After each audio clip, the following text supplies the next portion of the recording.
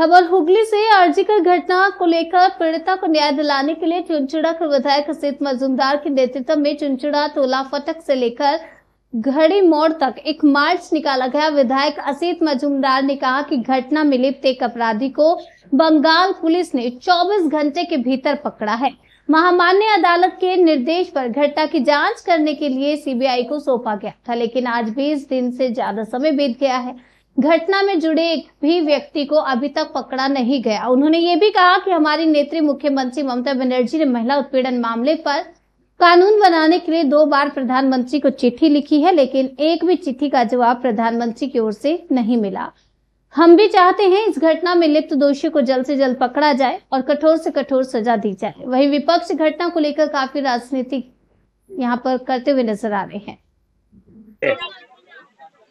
বাংলার মুখ্যমন্ত্রী মমতা বন্দ্যোপাধ্যায় নির্দেশ দিয়েছেন যে ভারতবর্ষে কঠোর আইন আনতে হবে, যে আইনে কয়েকদিনের মধ্যে দোষীদের বিচার করে ফাঁসি দেওয়া যায়।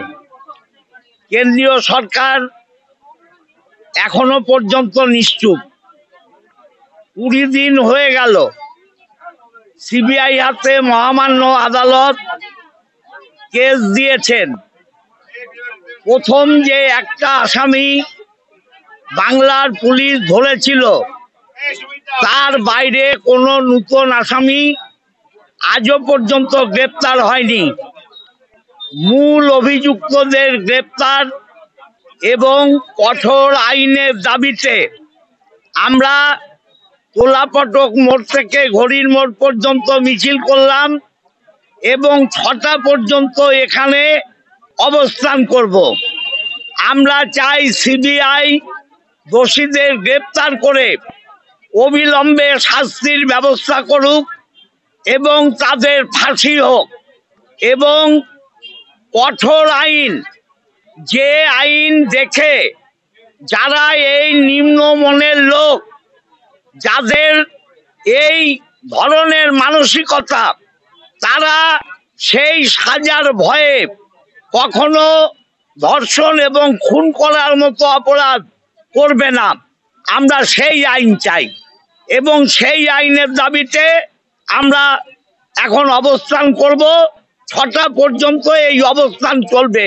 আগামীকাল মহিলা তৃণমূল কংগ্রেস কমিটি এই একই জায়গায় একই দাবিতে তারাও অবস্থান করবে দুপুর 1টা থেকে বিকেল 5টা পর্যন্ত। আমরা ধারাবাহিকভাবে এই আন্দোলনকে চালিয়ে নিয়ে যাব যতক্ষণ না দোষীদের সাজা হচ্ছে।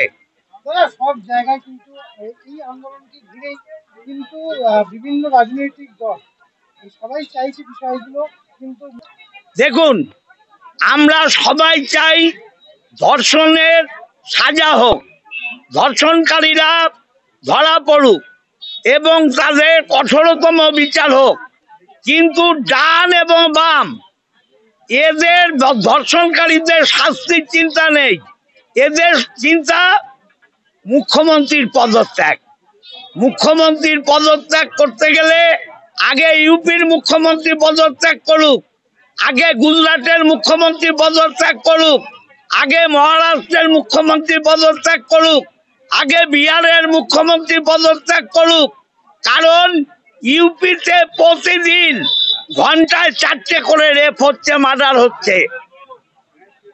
বামপন্থীদের এবং দক্ষিণপন্থীদের এই ধর্ষিতার, নির্যাতিতার যারা অপরাধী, তাদের শাস্তি দেবার কোনো বাসনা নেই।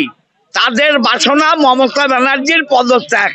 বাংলার মানুষ আজ হোক কাল হোক এটা বুঝে ফেলেছে, তাই ওদের ধিক্কার জানাচ্ছে।